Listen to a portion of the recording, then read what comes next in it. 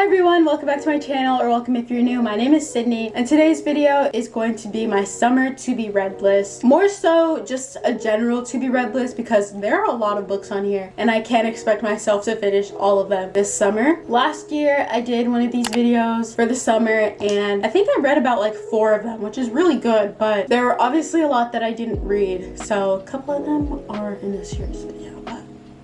We're just gonna ignore that. I was trying to keep it realistic and less ambitious, but it's still pretty ambitious for this year. And that's why this year's video is more of like a general to be read list instead of a summer to be read list. If you want to follow my Goodreads account, keep up with my ratings, the books that I read, I'll link it down below. I'll also put it on the screen right here so you can go ahead and follow me on there. So without further ado, let's get into the video. So first I want to show you the books that I've already completed this summer. When I first got home from school, I think I just laid in my bed and read for like a week. And the first 2 books that I finished were Love Boat Taipei and Love Boat Reunion by Abigail Hingwin. They're so good. So Love Boat Taipei follows Ever Long as she goes to a language summer school in Taipei, Taiwan, and they call it Love Boat, hence the title.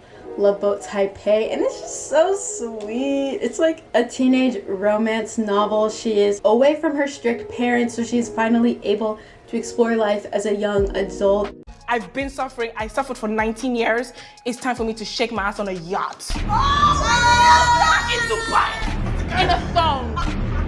And fall in love, and I love this book so much. I had read it before, but then Love Boat Reunion came out, so I decided to read it again. Love Boat Reunion follows 2 side characters. I mean, they're main characters, but they're not ever. It's from the perspective of 2 side characters, Sophie and Xavier, and they're kind of like soulmates, you know? It's so cute, following their journey back to each other and how they both see each other win. And then Ever and Rick, the 2 main characters in Love Boat Taipei, are also in this book. And I love this little series so much. It's so heartwarming, you know? So if you're into lighthearted teenage fun romance, I would definitely recommend those books. The next book I read this summer was Wings of Ebony by J.L. It follows a young girl named Rue who is a magical person, but her family isn't really aware of it. So she uses her magic to kind of help her community thrive and succeed. I don't want to give too many spoilers of the book, but it is really good.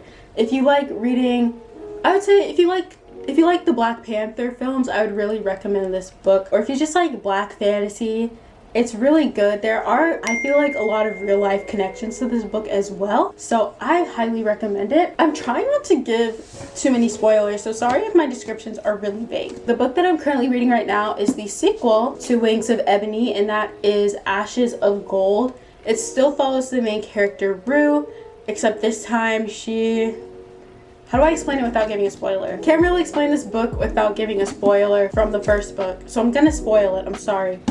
It follows Rue after she moves away from her hometown, the East Row, and she moves to her magical city, Gizon, and she's trying to defend the magical people of her tribe of Gizon. I just started it, so I don't really know what's gonna happen in the book, but I'm very excited to continue it. We'll start with the non-fiction books that I want to read because I've been getting interested in learning about the more important things in this world. Of course fiction is important, it's like fun, but I've been wanting to learn more about like serious issues and issues concerning my community and the world around me, so I have a few books about that. The first one is an autobiography of Angela Davis. I had always known about the Black Panther Party growing up, but with my major being an African American Studies major, they were obviously well talked about in my classes. I watched Judas and the Black Messiah and I literally sobbed. I watched a documentary about the Black Panthers by Agnes Varda. I discussed them a lot, and I really want to dive more into Angela Davis and her philosophy and the things that she learned as a Black Panther, the things that she knows about injustice. I'm very excited to learn more about her through this book. The next book I have that kind of connects to Miss Davis and her philosophy is this book called Abolition for the People. Picked it up at Barnes & Noble, I think last week, and it just talks about abolishing the prison system, and it imagines a future without prisons and extreme policing. And I'm very, very excited to get into this book because I've always like learn that police reform is the way to go, and reforming the system is the way to go because we still need law enforcement. I'm very excited to debunk the belief that police reform is the way to go and that a future without the police system is possible and can change so many lives. I watched the film 13th in 11th grade for a film class, and it talked about how the police system was formed as sort of a slave patrol to make sure that former enslaved people didn't gain too much freedom, and that's kind of how the prison system is still ran today. So I'm very excited to learn more about abolishing the prison system and a future without it. So that's this book. On that same day in Barnes & Noble, I picked up this book called Colonize This, and it is a series of essays by feminists of color, or like womanists. That's what feminists of color prefer to be called, womanists, because feminism is so connected to whiteness and white women rights in comparison to like the rights of women of color. Anyways, I picked up this book. It's called Colonize This, and it is a series of essays written by women of color. And it says on the top, young women of color on today's feminism. And I'm very, very excited to dive into this book and learn more about feminism and the feminist movement from the perspective of the women who wrote this. Now let's move on to fiction. So the first book that I want to read in my fiction section that I had talked about last year as well is about a young girl named Manuela, who is an Argentinian immigrant living in Miami, Florida. Hey. She discovers her powers once her family is disrupted by ICE, and I have yet to finish this book. I've started it so many times and I haven't finished it, so I'm making it a point to finish this summer. Look at how stunning the cover art is too. So pretty. And then it wraps around to the back.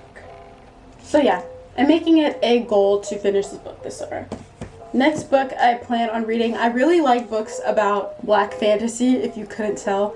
This is Blood Like Magic, and Blood Like Magic is about a black witch named Voya who is challenged to kill her first love in order to receive her magic in a ceremony called the Calling. And Voya is seemingly determined to keep her magic but also keep her first love alive. So I'm very interested to see how this book is going to go. It's pretty thick. Now, I love longer books, so I'm really excited. The next book that I have that is also a black fantasy book is For All Time. Oh my gosh, when I was at Barnes & Noble a couple months ago, I read the inside sleeve of the book and I just like knew that I had to have it. So it's about a couple named Tamar and Fayard who have lived thousands of lives together, but their lives together had been torn apart by the Civil War, and now they're trying to find their way back to each other, and it sounds so good. I'm just so excited to read it. The next book that I have is Lost in the Neverwoods, and you can see my little pile. Is Lost in the Neverwoods by Aiden Thomas. I read Cemetery Boys by Aiden Thomas last summer, and it's one of my favorite books to date, so I'm really excited to read another one of his work. So it's about a young girl named Wendy and her two brothers. They went into this forest, but Wendy forgot what happened to her while her two brothers did not. In their town in Oregon, a bunch of children have been going missing. They go to Wendy and her brothers to ask for solutions.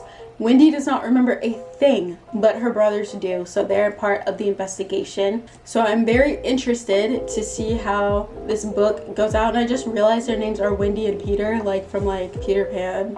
That's pretty cool. This book is called Yolk by Mary Choi, and I had googled books that are about young adults that aren't in high school, because one thing I'm realizing is a lot of books right now in the YA fantasy section of Barnes & Noble are about kids in high school, and there's nothing wrong with being in high school. If you're in high school, good for you, love you, but it just feels kind of weird to read about people like opening their lockers and like high school like drama. It's one thing to read about seniors, like Love Boat Taipei is about like high school seniors, and then Love Boat Reunion is about graduating seniors, kids who are in college, so it feels more appropriate. And then all the fantasy books don't take place in high school. Like they take place with 16-year-olds, 17-year-olds, which the age range is fine, but it just feels so weird to me to read about high school kids. Like, I don't want to hear how you had to wake up at 6:30 in the morning and rush to your locker, and how Jake doesn't like you and how he likes your best friend. Like, I don't know, I just feel like I'm beyond that. I can't. So I was researching books that are about young adults that aren't in high school, and this is one of the books that came up. It's Yolk by Mary Choi. It's about two sisters who are polar opposites and drift away from each other, but are reunited by June's cancer diagnosis, and Jane is the only one that can help her through it. I've been eyeing this book for a long time at Barnes & Noble, and I'm very happy that I finally picked it up.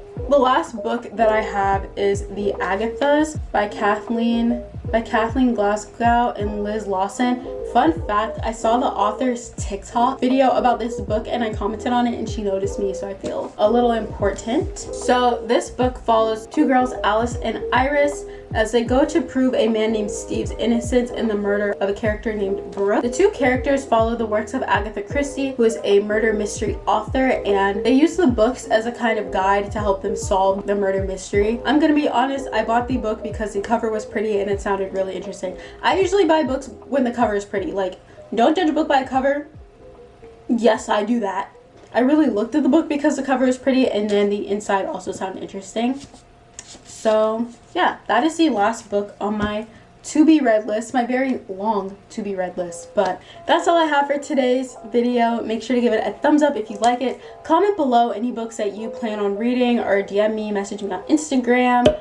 I would love to see. I love new book recommendations too, so if you have any recommendations, let me know and I will check them out. Or if you've read any of the books that I've mentioned, let me know, and I want to hear your opinions on them without spoilers though. So yeah, thank you all for watching this video and I'll see you in my next one. Bye.